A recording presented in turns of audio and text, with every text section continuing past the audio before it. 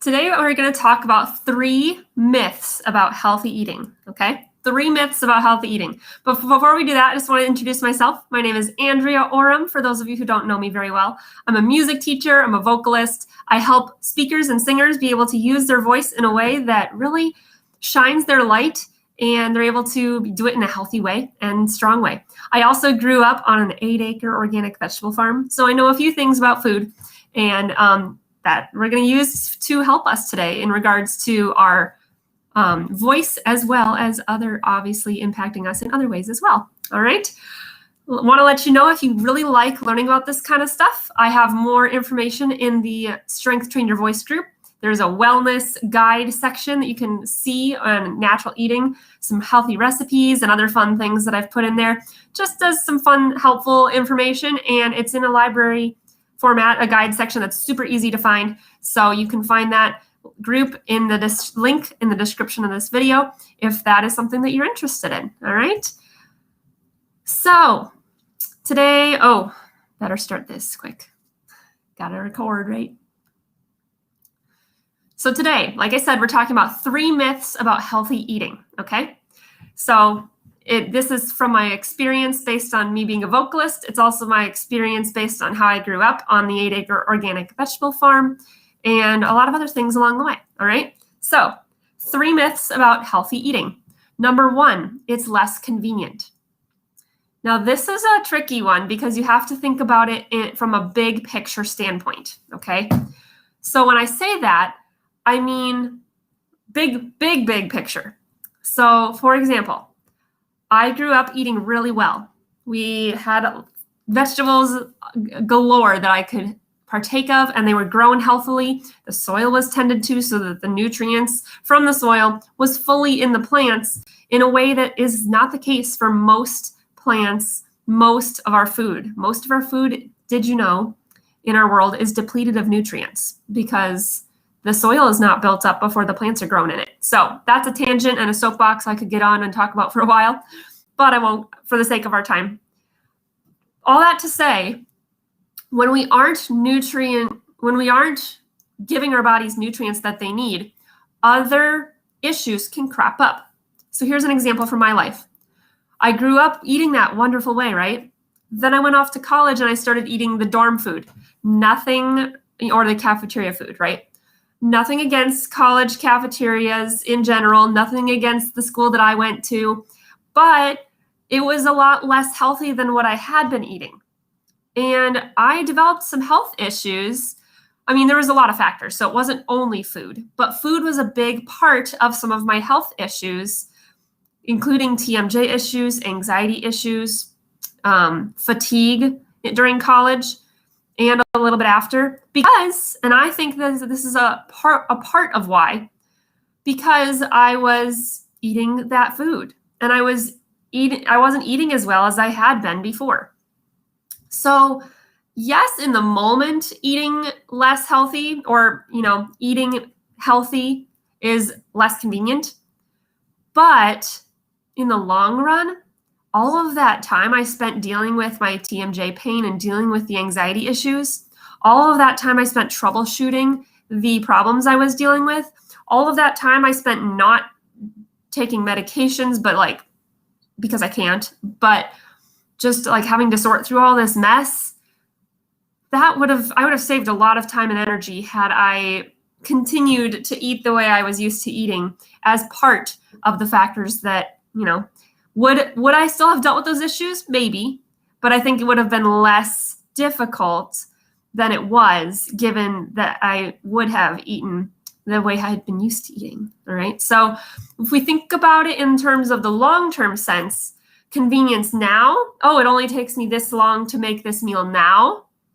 versus convenience of not running around to doctors, not running around to pick up prescription medications, not running around trying to solve health issues. It's a give or take. And this isn't a perfect system, right? It doesn't mean that just because you eat healthy, you're never going to have health issues. But I can say from my own experience that it's much less difficult when you are eating well. All right. So that's myth number 1.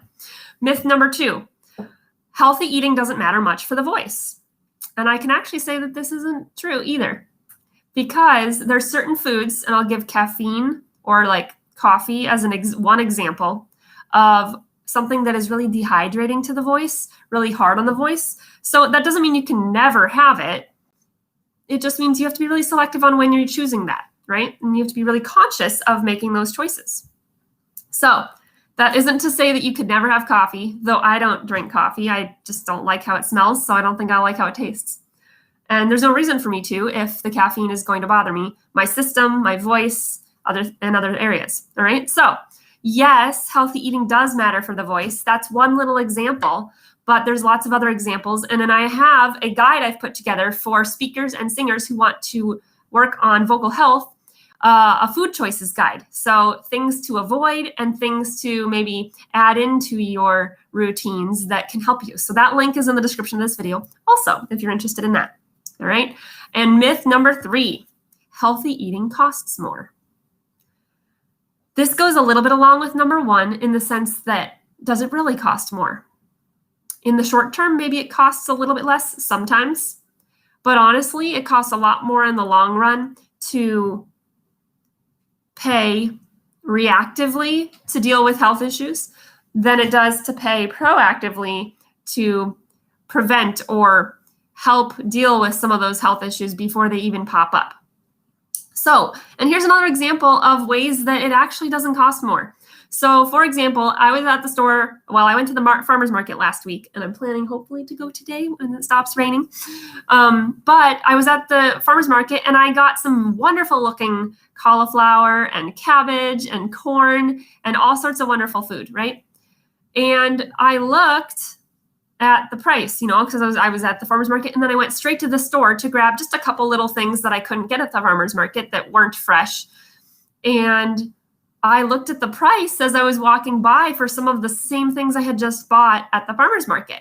And I was surprised to be reminded that some of those same things I had just bought at the farmer's market cost more at the store.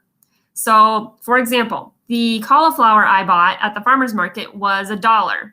I think. I got a slightly smaller one because we don't need quite as much for the meal that I was making, but it was $1. The one at the store was like $2.39, and it was slightly bigger, but it still cost way more than double what the other one at the farmer's market had cost. Plus, I'm actually supporting local. So that you can also do that with meat actually too. Supporting local farmers, being able to really know who your farmer is and be able to know where your food's coming from. And it costs a lot less because you're cutting out the middleman, the grocery store, who also needs to take a cut of the pay that the farmer is typically getting. So yes, it can cost more in time to prepare, but ultimately it costs less food, money-wise to eat healthy than it does to eat less healthy. And really, this ultimately, I want to encourage you, if this is a struggle for you, because I understand. I was there during college when it was so busy for me. And so it was a struggle. And I realized it's not all or nothing. And I want to encourage you in that. None of this is all or nothing. All of these choices throughout the day, we eat like 3 meals a day or 4 little meals or something like that, right? Most people eat multiple times a day. And unless you're intermittent fasting and then you're eating all at once some days or something like that. So different people have different situations. There's no one right way. Eat the way your body needs to eat as far as how often you eat or whatever. But all that to say, it's not all or nothing. These are little decisions we make day in, day out. I can make a decision to choose this over that as my side with my hamburger that we homemade. I can choose fresh potatoes over potato chips. I can choose asparagus over, something else, right? Those are choices, little choices that I make daily. And I can choose for each meal what I'm going to do about those different health choices. So I want to encourage you that it's not all or nothing. That doesn't mean you can never have sweets again. That doesn't mean you can never enjoy, something that's not something that is on your healthy food choice list. That doesn't mean you can never have chips again, right? But choosing something different over those more often is going to benefit you. Because if you also think about it, look at the ingredient lists of some of those processed foods. That's really hard on our bodies when, yeah, they maybe say that it's okay for that one, serving size for you to have that amount of that, whatever is included in the processed food, but they don't account for the fact that you might be eating something that has that in it multiple times a day. So it builds up in your body, and that can wreak havoc on your hormones, your gut, your immune system, all sorts of things. So healthy eating doesn't just impact our voice. It doesn't just impact our weight. It impacts a lot of things. And doing some learning, doing some research on how you can best serve your body in what you choose to eat matters. So I want to encourage you in that. I hope that this was helpful. Let me know what you learned. If you're watching live, hello. Let me know what you've learned, okay? I would love to hear how you've maybe been encouraged to try making slowly new choices. It's, again, not all or nothing. And if you're watching the replay, comment #replay. I'd love to say hi and connect with you. All right. So have an awesome day. And if you like learning about some of this stuff, you can go check out my YouTube channel as well. There's a couple new videos on there that'll be popping up soon that you won't find anywhere else. So stay tuned, and I will catch you later. Bye for now.